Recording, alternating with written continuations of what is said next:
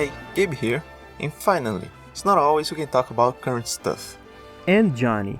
Yeah, new games are expensive. After 2 years since the release of the first teaser, we finally get more about the sequel of Breath of the Wild presented at the Nintendo Direct this week. We got to see some new things and got to wonder how the upcoming game will be. So we decided to analyze the trailer scene by scene and show all the interesting things we noticed. So let's get started. The trailer starts with that previously seen Malice Ghoul now going up Link's arm, in a similar fashion to how the ethereal green hand attached to him in the previous trailer. Keep that in mind, as we'll bring it up shortly. Then we get to see some beef jerky Ganondorf, probably stretching for the first time in millennia by doing his best Solar impression and praising the sun. And I don't know if every human is like that in the Zelda universe, or if it's just a Gerudo, or if it's just him, but this guy got some extra muscles here that I'm not really sure what they are for. Those shadows here could be markings left by the green hand, and below his chest there are some orifices. At first I thought maybe the malice was leaking from them, but they were present in the first trailer as well and not covered by the hand, so who knows what purpose this anatomical detail serves. But one thing is certain, it's definitely not the same scar he used to have in Twilight Princess. On the sound part, our favorite mummy makes a monster-like guttural sound, better fitting for a Dark Beast Ganon than a Dark Lord Ganondorf. Wow, that sure was a lot for just 1 second of footage.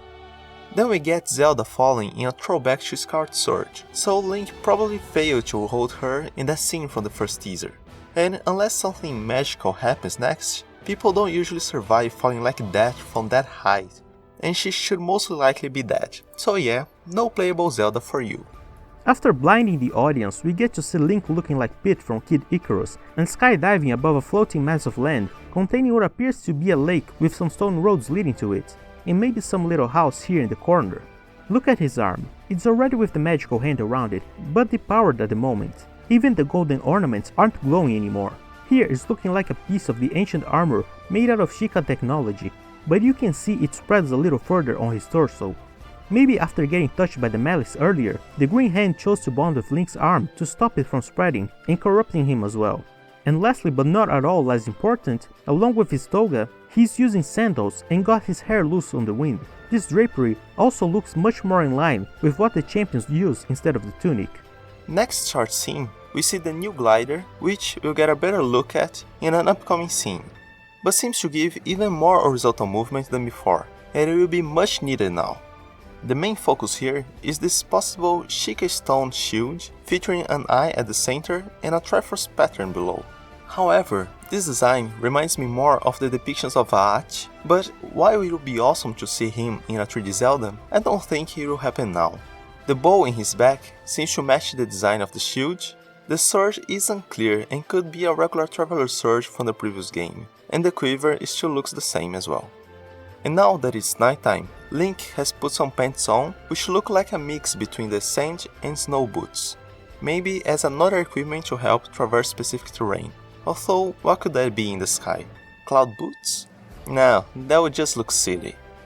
And now, what is that in the distance? It looks like a bit like those oriental roofs at first, and seems to be a large tower with some indication of floors layered on top of each other from the outside. Maybe it's a dungeon. Then we get Link running with the same equipment on one of those floating islands among some ruins, with the one up there in the front showing up more time soon. Those birds flying like it's a John Woo movie look like regular pigeons against the sun, but while a bit hard to see their color, they don't seem to be like the common wood pigeon, so probably a new variety.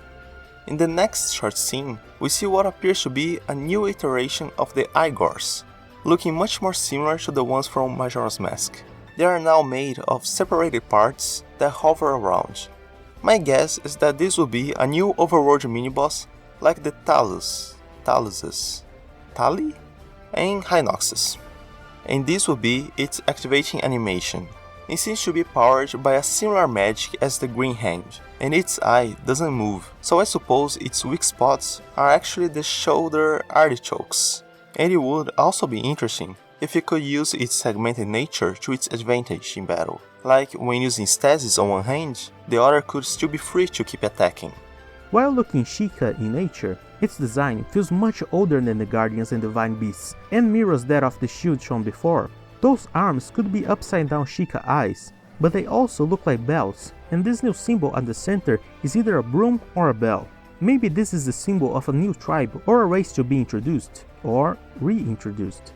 Yeah, and right there in the background is another mini temple ruin like before, and we can see those artichokes decorating its entrance. So both the ruins and this robot were created by the same people. Now we see a scene that seems to be at the beginning of the game, as there are no floating islands in sight, and Link has his normal equipment. But this is not likely the case, as we'll see soon, and he already possesses the new glider, which we can now clearly see is purple and gold, looking much more royal by Zelda standards. While impressive, much more interesting than the Boko camp on top of Talos like a freaking elephant is that they now have a much longer horn, like a majestic unicorn. So could Moblins be, in fact, not just a related creature, but a grown-up bokoblin, and Link has been slaughtering children the whole time? And look there at the distance. Who turned off the Death Mountain?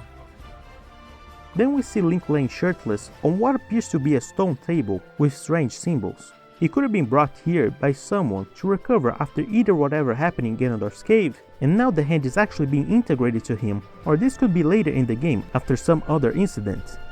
Also, this hand has slightly longer nails, like the ethereal hand had. Now this is interesting. Without the Sheikah Slate, Link managed to use a variation of stasis with a quite different animation that seems more like he's using the power of the Triforce. Maybe he'll get the piece of courage from Zelda at some point. But no. Here we can see his necrotic arm beneath the champion's tunic. So when lacking the Sheikah Slate, the arm will most likely be responsible for its functions. But the slate wasn't just used for rune skills and bombs. The camera, the whole map and companion were in there. So now I wonder how this hand would implement such mechanics. Continuing the scene, it is shown that this looks like an upgraded version of stasis, making the target object rewind in time while everything around it continues in real time, dealing half damage to more longhorn bokoblins and what seems to be a Pachycephalosaurus moblin. Then we get to see some interesting new equipment, oh yeah, and a giant worm. But if you pay attention to the flamethrower, it is actually a shield with offensive capabilities, and damn, it actually looks like those dragon heads from the Zonai ruins, and seem to have some technology inside in a couple of frames that remind me of Twilight Tech. There's some kind of altar at the back of the room, but apparently no chest or anything. Maybe they will bring back those rooms where you had to kill everything that moves for a chest to spawn the Wind Waker style. Now this looks like a drop falling upwards, which makes sense with the next scene to be shown. But by the way it moves, makes it seem more like it's actually rewinding in time. So there may not be a true connection with the next mechanic, which is Link diving upwards like Gravity Rush, while surrounded by that mystic green energy, and phasing through solid stone after getting stuck for a little while. This must hurt. In this scene, it's visible down below those stone mushroom tree things that spread across Hyrule Ridge and Tundra Plateau, and the Gerudo Highlands further back, which will place Link's current location pretty close to Hyrule Castle. There are many more ruined structures on other floating islands, and right here next to Link, we can see yet another of those tiny temples. While a bit obstructed from view, there's a little altar or bench at the back, and it looks quite like a recognizable landmark. So I wouldn't be surprised if those ended up being the new equivalent for the Sheikah Towers, expanding your aerial map and warp points. Another point is that those floating lands are nothing like the terrain we know exists below this area, so it's more likely that those new areas were already floating long before Hyrule Castle was elevated. Maybe even in the previous game, but were not seen by magic like the Clown Barrier of Skyloft. Now for the last scenes, we at first get a close-up of the castle rising. But with so much malice flowing around, it's not very clear yet. With the panoramic view from the Cranero Hills, we can see it a little better. While there is malice leaking from below, the castle doesn't actually seem to be floating, but there's in fact a large column fixed below the island. So this could be the result of some sort of mechanism. From this location, we can see the columns and bridge leading to Romani Plains. The castle town is still as deserted as ever, but I'm not sure if there were any guardians there, and if they would even be visible from this distance. Satori Mountain is barely visible against the Gerudo Highlands in this light, the mushroom things next to the Bridge of Demise, and the Hibra Peak, half hidden behind the castle island. That was most of the trailer breakdown, but there are still more we can do here. Link may lose the Master Sword since he had it when they discovered Ganondorf's body, and he's not using anymore in this trailer. There's a chance we may actually get to see something about Zonai here, going up to the skies, explain their sudden disappearance. However, this could instead be the return of other Sky tribes, like the people from Skyloft, the Wind tribe, or even the Uka. The already supposed idea that there could be some degree of customization, since the first trailer showed a combination of the champion's tunic with the Hylian tunic, got more strength with Link's hairstyle changing and the sandals shown here both by themselves and over pants. This arm is clearly adapted from that unused concept art for the first game. In the scene lying down, the magic hand seems to be covering less of Link's arm than in the scene where he is skydiving. So maybe it will be consuming more of his body as the game progresses. This brings us to what I believe is the coolest thing in the whole teaser. We talked about this in another video. On the tapestry of 10,000 years ago, the hero looks nothing like any Link. He had bluish skin and the green fabric flowing to the wind and flowing hair. Looks like anyone? So now they could completely cover Link with that magical stuff as the game progresses and send him back in time to be the hero of 10,000 years ago. Although this could end up being too much like Skyward Sword, but then the hand would be Link's that then attached to himself in the future in an endless loop. Man, this game is gonna be crazy. On the other hand, it could be what remained of that hero, and the green fabric that belonged to him has now been passed to the next hero in line, a la Twilight Princess. And, by continuing the cycle, Link may have to sacrifice himself like his predecessor to keep sealing Ganondorf at the ending. So yay, a playable Zelda for you at the post-game. Now have her find all those Korok seeds for once. Or, check this out.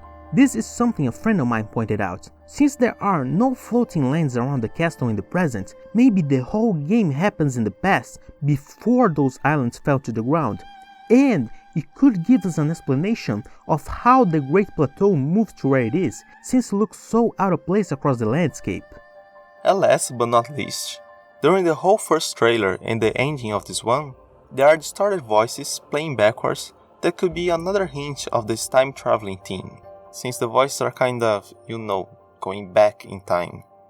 There, I think that's all we got so far. What do you think about it? Did you get anything we missed? Tell us about it in the comments below. And if you would be so kind, don't forget to like it and subscribe to our channel. We have a video listing the top 10 things we want to see in the upcoming game, and also a theory about the hero from 10,000 years ago that could still work in this game, somehow. So be sure to check them out. See you later! Bye!